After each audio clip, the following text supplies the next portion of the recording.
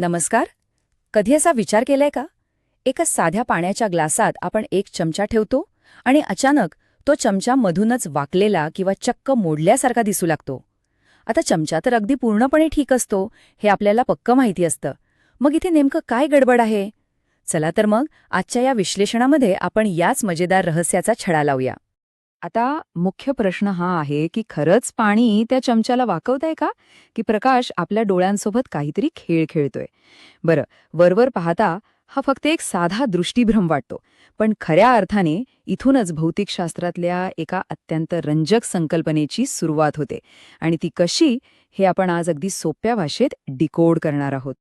हे सगळं समजून घेण्यासाठी आपल्याला आधी एका खूप मोठ्या संख्येकडे लक्ष द्यावं लागेल. आणि ती संख्या आहे 3,00,000. हो, 3,00,000. तुम्हाला तर माहितीच असेल, प्रकाश अतिशय वेगाने प्रवास करतो.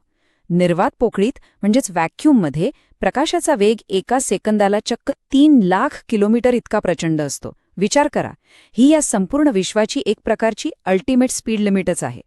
पण आता खरी गंमत इथून सुरू होते. एक साधा नियम लक्षात घ्या. वेगात बदल झाला की दिशेतही बदल होतो. आता प्रकाश काही सगळीकडे याच सुपरफास्ट वेगाने प्रवास करत नाही. जेव्हा तो एका माध्यमातून, समजा हवेतून, दुसऱ्या माध्यमात म्हणजे पाण्यात प्रवेश करतो, तेव्हा त्याचा वेग थोडासा कमी होतो. तो थोडा संथ होतो.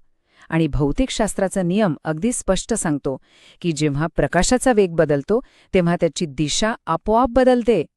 आणि ह्याच प्रक्रियेला आपण आजच्या विश्लेषणाचा मुख्य आधार म्हणू शकतो. यालाच वैज्ञानिक भाषेत अपवर्तन किंवा इंग्रजीत रिफ्रॅक्शन असं म्हणतात.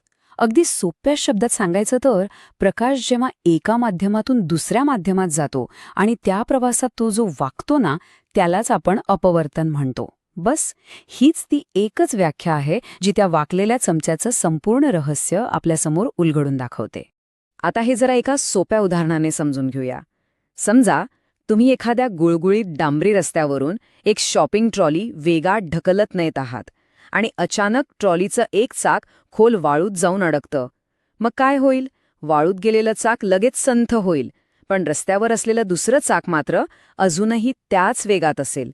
ह्या असमान वेगामुळे ती ट्रॉली आपोआप एका बाजूला वळेल, बरोबर? प्रकाशाचंही अगदी तसंच आहे. तो हुबेहूब याच पद्धतीने वागतो. आता हेच ट्रॉलीचं उदाहरण आपण प्रकाशाला लावून बघूया. इथे हवा म्हणजे तो गुळगुळीत रस्ता आहे, एकदम फास्ट आणि विरळ मध्यम.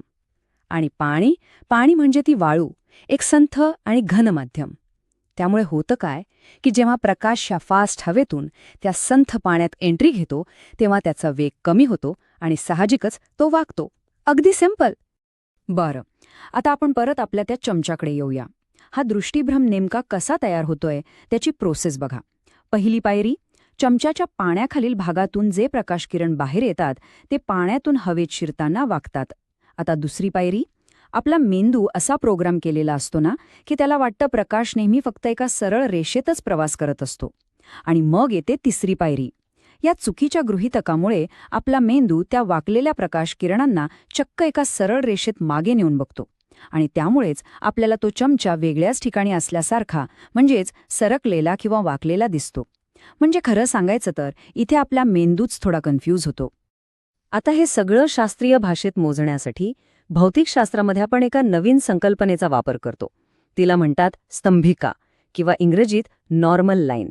आता ही काही प्रत्यक्षातली रेषा नसते, ही एक काल्पनिक रेषा असते जी हवा आणि पाणी जिथे भेटतात ना त्या पृष्ठभागाला अगदी 90 अंशाच्या कोनात म्हणजे लंब असते. प्रकाशाचे सगळे कोण मोजण्यासाठी हाच आपला मुख्य संदर्भ असतो. आणि आता मी तुम्हाला एक एकदम सोपी शॉर्टकट ट्रिक सांगणार आहे.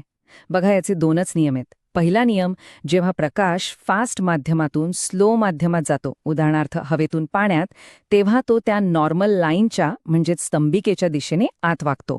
आणि दुसरा नियम, जेव्हा तो स्लो माध्यमातून पुन्हा फास्ट माध्यमात जातो, जसं की पाण्यातून पुन्हा बाहेर हवेत, तेव्हा त्याचा वेग वाढतो आणि तो स्तंभिकेपासून दूर वाकतो. जास्त विचार करायचा नाही, फक्त एवढंच लक्षात ठेवायचं, स्पीड कमी झाला की स्तंभिकेकडे आणि स्पीड वाढला की स्तंभिकेपासून दूर. आहे की नाही सोपं? बरं, आता प्रकाशाचा वेग नक्की किती कमी होईल हे हवेत सांगून चालत नाही. यासाठी गणितात एक सूत्र आहे, त्याला म्हणतात अपवर्तनांक किंवा रिफ्रॅक्टिव्ह इंडेक्स. आणि तो n या छोट्या अक्षराने दाखवला जातो. हे सूत्र अगदी सोपं आहे बरं का. निर्वात पोकळीतल्या प्रकाशाचा मूळ वेग भागिले त्या विशिष्ट माध्यमातल्या प्रकाशाचा वेग. आता इथे एकच गोष्ट महत्वाची आहे. एखाद्या माध्यमाचा अपवर्तनांक जेवढा जास्त, तेवढा तिथे प्रकाश जास्त संथ होणार आणि म्हणूनच तो जास्त वाकणार. म्हणूनच हवेपेक्षा पाण्याचा अपवर्तनांक नेहमी जास्त असतो. आणि इथूनच आपण पोहोचतो ते सुप्रसिद्ध स्नेलच्या नियमाकडे. आता हे बघून तुम्हाला वाटेल की बापरे, हे काय क्लिष्ट गणित आलं. पण तसं नाहीये. यातली संकल्पना खूप सुंदर आहे. आपाती कोणाची म्हणजेच अँगल ऑफ इन्सिडेन्सची साईन आणि अपवर्तित कोणाची म्हणजेच अँगल ऑफ रिफ्रॅक्शनची साईन, या दोघांचं गुणोत्तर कोणत्याही दोन विशिष्ट माध्यमांसाठी नेहमीच स्थिर असतं, म्हणजेच कॉन्स्टंट असतं. याचाच अर्थ काय, तर प्रकाश कसाही वेडावाकडा नाही वाकत. तो गणिताच्या अतिशय शिस्तबद्ध आणि सुंदर नियमांचं तंतोतंत पालन करतो. चला, आता हे सगळं थोडं मोठ्या स्तरावर बघूया. कारण हा नियम फक्त पाण्याच्या ग्लासातल्या चमच्यापुरता मर्यादित नाहीये. तुम्ही स्विमिंग पूल बघितला असेल, तो जेवढा खोल असतो ना, तेवढा तो वरून दिसत नाही. ते केवळ या अपवर्तनामुळेच. आपल्या चष्म्यातली भिंग किंवा अगदी तुमच्या स्मार्टफोनमधले कॅमेरा लेन्सेस याच तत्वावर काम करतात. पावसाच्या थेंबातून प्रकाश वाकतो आणि त्यातून आकाशात जे सप्तरंगी इंद्रधनुष्य तयार होतं, तेही याचं एक सुंदर उदाहरण. एवढंच काय, कोकणातल्या एखाद्या कोळ्याला मासे पकडताना मासा जिथे दिसतो ना, त्याच्याबरोबर थोडा खाली भाला मारावा लागतो. कारण अपवर्तनामुळे मासा असल्यापेक्षा थोडा वर असल्याचा भास होतो. आणि उन्हाळ्यातल्या डांबरी रस्त्यावर दिसणारं मृगजळ, अगदी बरोबर ओळखालत, तेही दुसरं तिसरं काही नसून निव्वळ अपवर्तनच आहे. आता आपण विश्लेषणाच्या शेवटाकडे आलो आहोत. पण त्याआधी एक खूप कॉमन गैरसमज दूर करणं गरजेचं आहे. बऱ्याच जणांना असं वाटतं की प्रकाश वाकतो म्हणजे नक्कीच कोणता तरी फोर्स किंवा एखादं भौतिक बल त्याला आतून ढकलतं किंवा ओढत असेल. पण वास्तवात असं काहीही नसतं. या सगळ्या प्रक्रियेत कोणतंही बल किंवा फोर्स नसतो. दोन माध्यमांची बॉर्डर ओलांडताना प्रकाशाचा फक्त वेग बदलतो आणि त्या वेगातल्या बदलामुळेच तो वाकतो. हे कायम लक्षात ठेवा. आणि दुसरा मोठा गैरसमज म्हणजे लोकांना वाटतं की पाण्यातली ती वस्तू खरोखरच आपली जागा बदलते. पण सत्य काय आहे?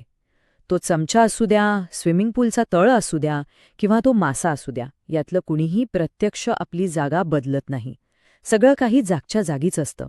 हा केवळ आणि केवळ एक दृष्टीभ्रम आहे, जिथे फक्त आपल्या मेंदूला दिसणारी प्रतिमा थोडीशी सरकलेली असते.